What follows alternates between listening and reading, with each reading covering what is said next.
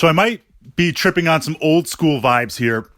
We just completed the funding, the reprint of Hero Quest, taking this classic game, the original dungeon crawler, the DNA, the genesis of all future games, reprinting it, repackaging it, updating the miniatures, and pushing that out.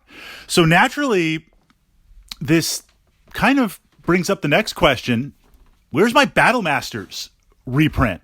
If we're riding that wave, I believe Hasbro owns Battle Masters. I have to look, but this idea of just there's nothing else to create or do, just repackage, update, and print.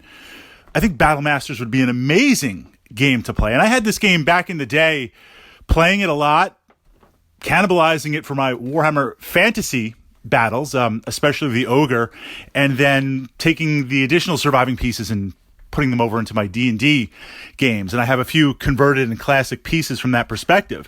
But in terms of a quick play, approachable, just fun, dice-based game, Battle Masters would be an amazing game to re-implement. I mean, imagine the printing technology and the tech that we have today to have a massive vinyl mat, really texturized, really looking amazing. And then to have the figures, to have the cannon, to have the Ogre printed, updated. I mean, there's a lot of amazing stuff that could easily be done from that perspective. But the question here, of course, is riding on that wave of those of us who maybe had the game back in the day or are enthusiasts of the game, that's always a small audience. I mean, even with Hero Quest, that's a small audience. The question is, would such a game appeal to a newer audience, a bigger audience? And I'm kind of on the fence with that because the original Battle Masters figures, a miniature-based game, we're going back like literally, last century, exploring that perspective, that was a rare thing. There were not a lot of miniature games out there, and if you were jumping into that, it was the old metals. You had to prep them, you had to paint them, and the rule sets were really complicated. I mean, this was a big jump forward back in the day.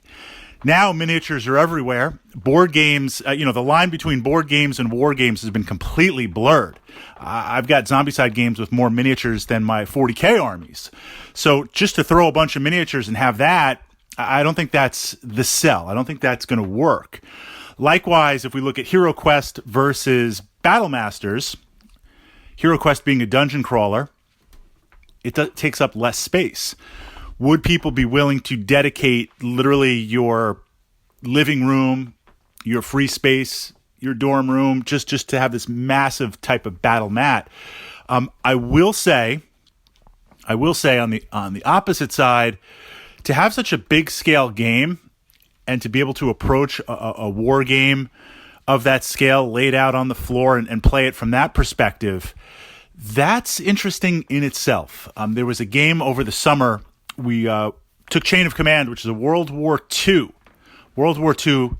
miniatures game, and we took a lot of tanks and played Chain of Command with our tanks and literally out in the front yard. Just literally on the front yard. We have to be careful we didn't step on some of the tanks. We did kind of spike it off the area we were playing. But it was really interesting to be able to set up these tanks literally in the front yard, sit down at a table, roll some dice, and we had laser pointers to point at what tank is doing what. And then if a tank got destroyed, we put a smoke marker on it. That big scale battle, seeing a scaled battle from that perspective, not the tabletop zooming in perspective, but panning, zooming out, that was kind of neat. And I think if Battle Masters was re-imaged, again, like an awesome vinyl mat, awesome printed, updated in terms of texture and graphics, and updated miniatures, throw in the Ogre, throw in the cannon, and play from that perspective, I think that would be really, really, really cool. And it has to cost even less to print than Hero Quest. I mean, Hero Quest has got cards and cardboard and miniatures. Selling Hero Quest for, let's say retail, it sells for $100. Cost them $4 USD to make the game. I mean, Battle Masters today is probably like $2 a game. So there might be some really big profit margin in that. But your thoughts? Would you like to see a Battle Masters reprint? Or do you think, look, it's better just to leave things in the past, and it wasn't so much a flash in the pan, but it was more the stars aligned at that unique moment to produce that game? There's no market for it today. It's not going to happen today. Your thoughts?